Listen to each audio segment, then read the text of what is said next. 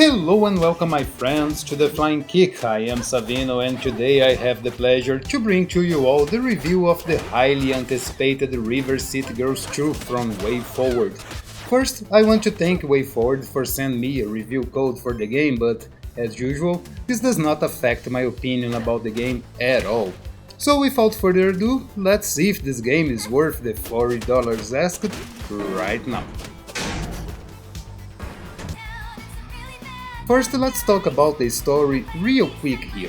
Not because it's short, not by a long shot, the story is huge, but talking about it will risk so many spoilers that it's better if I keep it short. The story starts right where the first one finished, with you kicking Sabuko through the window of her penthouse and she crashing on the sauna where the boys were hanging out. Sabuko then is rescued by her brother Ken, who takes her to their father Sabu, the one the girls thought were behind it all in the first game, and he decides to unleash all his goons over River City to compensate for the humiliation Sabuko brought to their family. With this plot as a starting point, the girls and the boys, right off the bat this time, are ready to rumble over River City and regain control of the town. The story is told in the same way as the first one, with the girls giving some exposition while comment with each other about their various missions and plot points. Can't get through here yet. I could tear through the gate with my dragon kit. Do you remember how to do that? Nope. Let's come back later. In this game, however, you are able to pick any companion you want to talk back to you in the story, and not only Kyoko or Misako, which expands a lot the way the story is told. You also get the already traditional backstory presented in manga format that is simply always a joy to watch. The humor is kept at the same level as in the last game, with Misako being the hot-headed girl and Kyoko the sweet and naive one, and their exchanges are extremely funny. The story is huge and will take you a good 5 to 7 hours to finish if you go straight to the main quests, and I have no idea how many hours it takes with the side quests. Really, by the time I write in this review, I still didn't 100% the game and I don't think I'm close to it. The side quests are varied and will put you in a lot of different situations, with many leading you to minigames that bring some variety to the gameplay.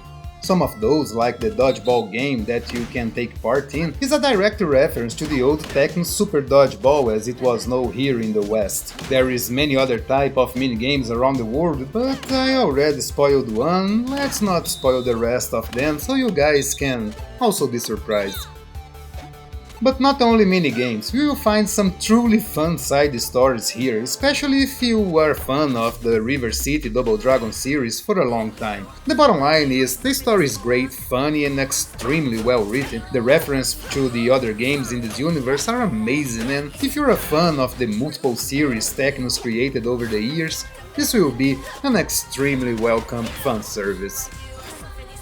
Fan service that will extend to the OST. River City Girls 2 has an amazing soundtrack filled with new renditions of classic tunes, music from the first game and some new ones that are simply fantastic to listen to. The opening music by itself already sets the tone of what you can expect of the game in terms of songs and, of course, action. The music here is signed by the same musician from the first game, the extremely talented Megan McDuffie, that once again does a wonderful job. Her voice and personality are now embedded in this world and I can't imagine a River City Girls game without her. Take a listen. Why do I suffer these fools? I'm suffering fools. Don't you say that it's not true. I'm better than you. My guards on every corner. I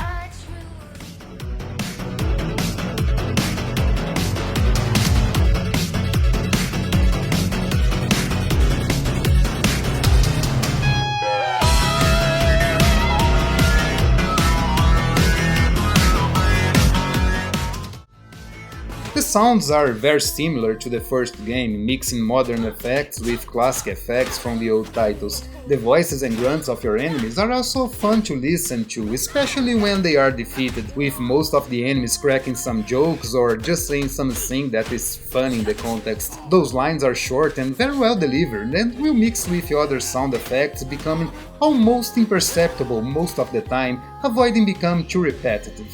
If you enjoy what you got in the first game, you will like what they did here. It's basically the same, but better. Which is exactly the same thing one could say about the graphics. If you enjoy the graphics of the first game, and come on, how could you not? You will love the graphics in this one. You can see in your screen a lot of familiar places from the first game, but they were all overhauled with lots of new details, objects and new areas to explore. There's also a lot more people hanging out on the street this time. Not that it makes any difference since you can't really interact with them, but all of them have animations to react to the punches that you accidentally or not land on them. Everything is done with a lot of care and love, and the amount of detail you can spot, not mention Easter eggs, is outstanding. Animations also are the same but better case here. The girl seems to move and attack a little more fluidly than the first game, with a few frames more here and there it seems. The moves connect with each other seamlessly, and it doesn't matter which one you are performing, they will always look smooth and natural. I could go on talking about each and every detail in this game, like fiery extinguishers flying around when you hit them, or beach balls bursting when you kick them, but honestly, you can see in your screen right now how gorgeous this game looks, and I am not even showing you guys too much. What we really need to talk about here is our favorites, combat and gameplay. So, let's talk about it. If you played the first game, you know how it goes. If not, well, this is an open world beaten up with many RPG elements to help you in your adventure. You begin the game with very basic combat skills that will be expanded as you advance in the story. You earn new moves by leveling up or buying them at the many stores you can find around the map. With money you get defeating enemies and completing missions. The map is huge. Huge! Probably 2 or 3 times bigger than the first game. You will find here all the places you visited in the first one, but all regions are greatly expanded. You will also find whole new regions to explore, fight and grind money or level. If you remember the first game, after you beat the main wave of enemies, the subsequent waves wouldn't give you any money or experience points. Here, you can stay in one place just grinding wave after wave of enemies. Sure, it's quicker to cycle through the screens, but there's now this option. And you will need money in this game. Like in the first one, there's a ton of food, accessories and trinkets to buy in the main shoppings around the map. Shops that had their numbers vastly increased and now can offer you a ton of stat boosters and health recovers. You can also buy moves at the dojos ran by the Lee brothers that will make your journey a lot easier and fun. And to help even more, you can also recruit companions to assist you from time to time. This mechanic that was already in place on the first game is expanded, allowing the player to recruit up to 2 fallen enemies. More than that, you can also find unique recruits that will fight alongside you for some money. Those are even more powerful than the common ones, usually coming with some elemental attack. They can be very helpful in tight situations and can greatly extend your combos if you know how to use them. One thing that was improved here, to the point I would call a complete overhaul, is the combat. You got the same set of buttons from the first game, being your weak attack, strong attack, special, block and jump, but differently from the first one, here your combat is freeform and in no way bound to specific moves.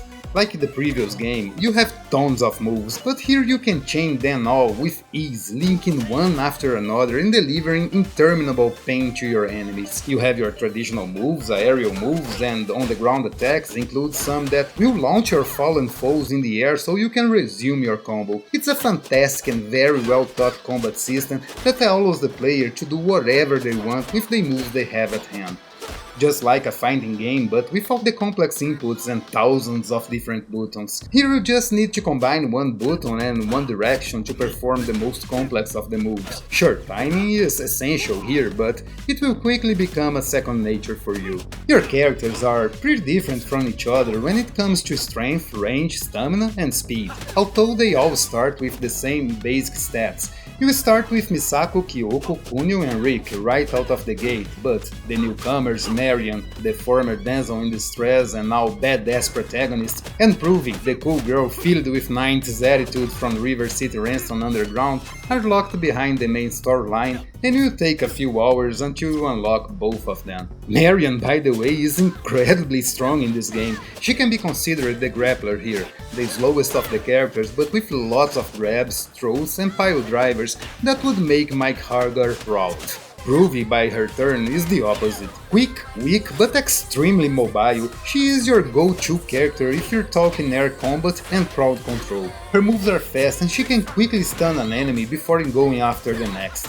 If you're playing with someone else, she can be perfect to weaken the enemies for the other player to finish them. When it comes to the enemies, they also get some new cool additions. The new foes are pretty great to fight against and some will give you some headaches with their elemental attacks. The old foes also got new palettes, not all good looking, but that seems to be the intention here, and some have new tricks on their sleeves to surprise you.